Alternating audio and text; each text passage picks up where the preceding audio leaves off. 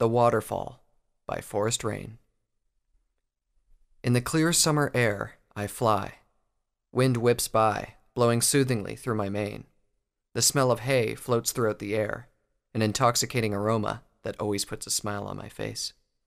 The muscles within my wings ache as I accelerate, but the sheer speed and exhilaration more than make up for the effort. I pull up, ascending vertically until I meet the sky's icy chill. Then I release, slipping into a controlled free fall, spreading my wings and placing my full weight on the air currents. The sudden lift beneath my wings brings a familiar warmth to my heart. That feeling never gets old. My thoughts wander as I glide among the clouds. Up here, none of my problems can worry me. I can glide for hours, thinking about philosophy, imagining my next art project, humming songs to myself, simply pondering life. Sometimes I think about nothing at all, like meditation in the sky. I simply focus on the air currents beneath my wings, the direction of the wind, and the warmth of the sun on my back. I don't think any unicorn or earth pony could quite understand. Up here, all I hear is the quiet shifting of the wind and distant bird calls from far below. I'm flying towards the waterfall. It's a place my parents would take me when I was younger.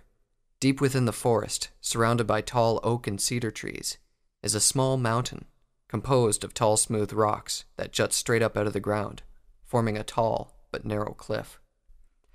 The mountain is cylindrical and hollow, and hidden within the massive boulders is a gorge with a lush, wild forest.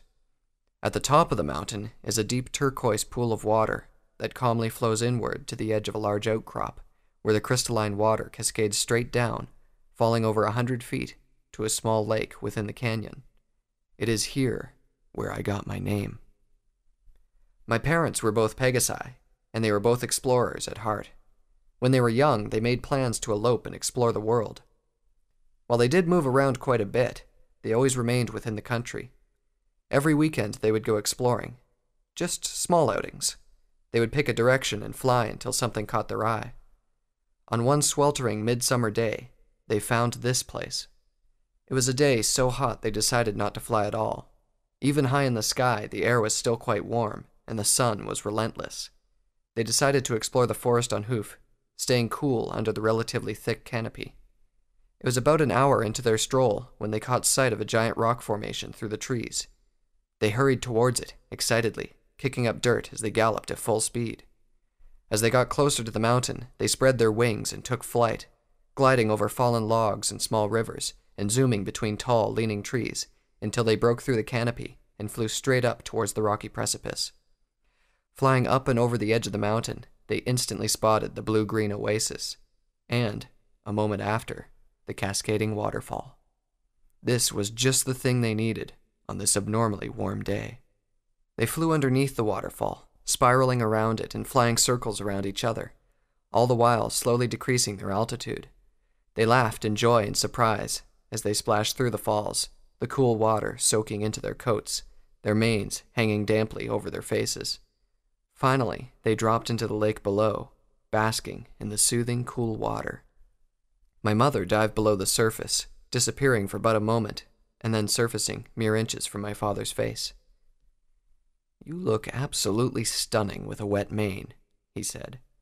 My mother smirked and splashed water in his face. "And you look like a wet dork. Dork."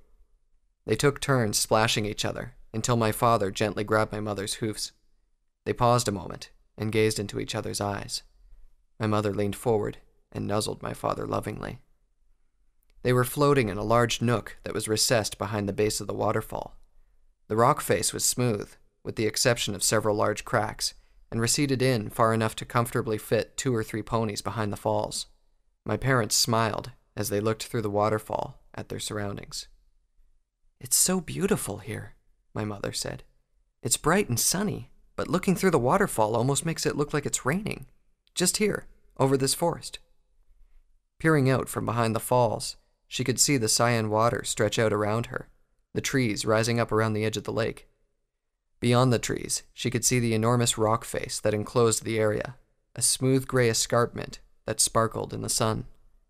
There, beneath that waterfall, surrounded by brilliant green trees, hidden within a small mountain, 2 Pegasi reveled in a moment of absolute joy. My mother looked up to my father. "What about Forest Rain?" she asked. My father looked down into her eyes.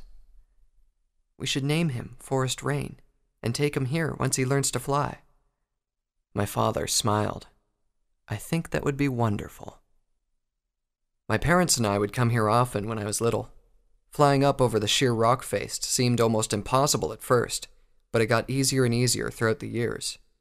Eventually, school and work became more demanding, and we started coming here less and less.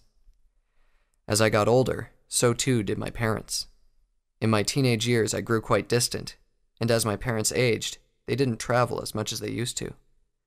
They're still adventurous at heart, but they just have different types of adventures now. I certainly inherited their spirit, though. These days, now that I'm out on my own and manage my own time, I spend as much of it out here as I can. This place isn't just a beautiful and well-kept secret, or the place where I got my name. It's a part of me, just as much as my wings are. It is here where I can be myself, where I can escape and think and appreciate all of nature's beauty.